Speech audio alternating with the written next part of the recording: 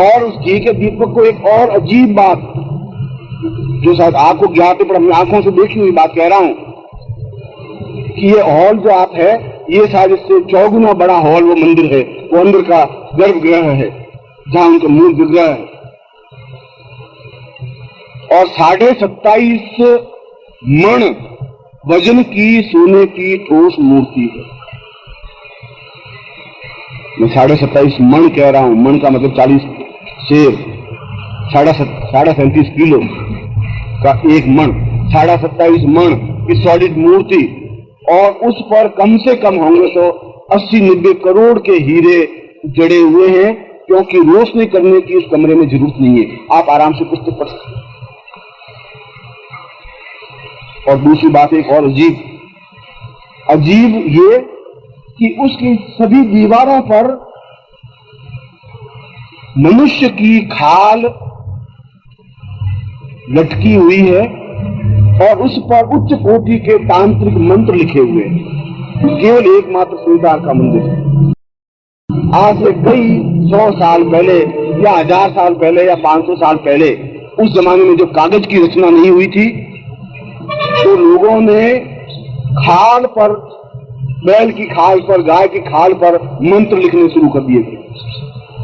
बाद में भोजपत्र का ज्ञान हुआ तो फिर भोजपत्र पर ग्रंथ लिखे जाने लगे, फिर कागज की रचना हुई। मगर बहुत पहले इन खालों को रासायनिक क्रिया से शुद्ध करके उसके ऊपर मंत्र लिखते थे। पूरी की पूरी पुस्तक, पूरा का पूरा ग्रंथ, यदि आपने देखा हो तो ऐसी कई ग्रंथ हैं जो केवल 2 अंगुल लंबा 2 अंगुल चौड़े पर पूरे 18 अध्याय गीता के लिखे हुए,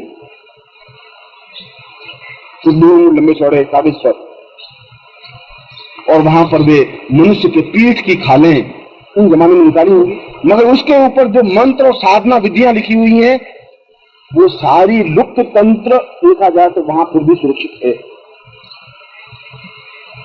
देखिए तब आप मालूम पड़ेगा कि क्या तिरुपति है और कितनी सुरक्षित रूप से वो निधि रख छोड़ी है। सही अर्थों में वह दर्शन ही जीवन का पूर्ण और प्रामाणिक दर्शन है।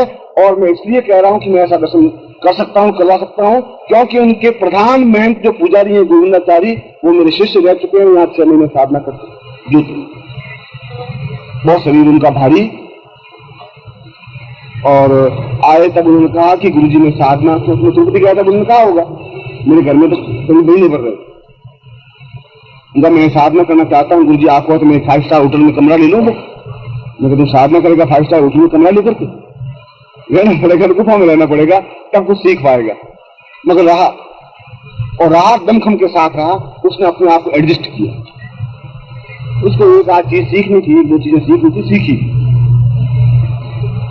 इसलिए मैंने ये कहा कि हम केवल मंदिरों में सही रूप में शायद दर्शन कर भी पाते हैं कि नहीं कर पाते हैं, आस्था युक्त होकर के जाते हैं, आ जाते हैं।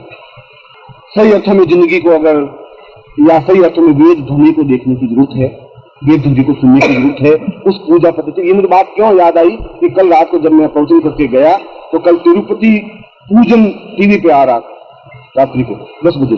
कल को कोई महत्वपूर्ण दिन होगा उनका दक्षिण वालों का, तो मैं उसको देख रहा था। तो मुझे ध्वनि को जब मैंने सुना, वेद मंत्रों की ध्वनि, तब मुझे एहसास हुआ कि अभी वेद मंत्र जीवित हैं। मगर शायद ये जीवित 10, 15, 20 साल ही रहेंगे, बाद में शायद नहीं रह पाएंगे, क्योंकि ये पीढ़ी खत्म हो गई तो पिछली पीढ़ी तैयार हो ही नहीं रही है।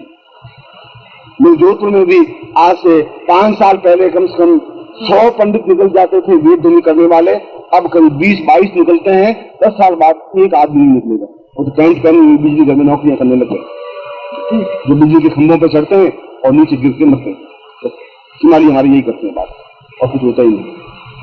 जब भी कोई सुनता हूँ बिजली खंभे से कर्मचारी मर गया तो मैं समझ जाता हूँ हिमालय जरूर होगा, पर नौकरी नहीं करता, या तो मास्क होंगे या बिजली घर में होंगे, कहाँ जाएंगे। ये जीवन का हमारा एक दुर्भाग्य, हम समझ नहीं पा रहे हैं अपनी संस्कृति को, अपनी सभ्यता को। इसीलिए मैं वापिस अपनी बात के प्रवचन को समाप्त करते हुए वहीं आ रहा हूँ। आप ठीक दीपक की तरह हैं, ये दीपक टिमटिमाता हुआ रहना चाहिए, और ये दीपक जरूर सूर्य बन सकता है, अन्यथा ये पीढ़ी और आप इस पीढ़ी के साथ ये सब कुछ ज्ञान गारंटी के साथ खत्म हो जाएगा, कुछ नहीं बचेगा। कोई आपको बता ही नहीं सकता, तिरुपति मंदिर के दर्शन नहीं हो सकते आपको ज्ञान ही नहीं है तिरुपति मंदिर का मूल विग्रह क्या है। तो ज्ञान नहीं है तो ऊपर चले जाएंगे, तो या तो भीड़ में घुस जाएंगे या 25 रुपए बैंक ऑफ बड़ौदा में जमा करा देंगे, तब दर्शन करके बाहर आ जाएंगे, बस करें। ये तो होगा। आपको मालूम ही नहीं होगा तंत्र का उच्च कोटि के ग्रंथ लटके हुए हैं दीवार पर। आप जाइए, पढ़िए, देखिए तो सही, देखें महसूस तक है क्या चीज।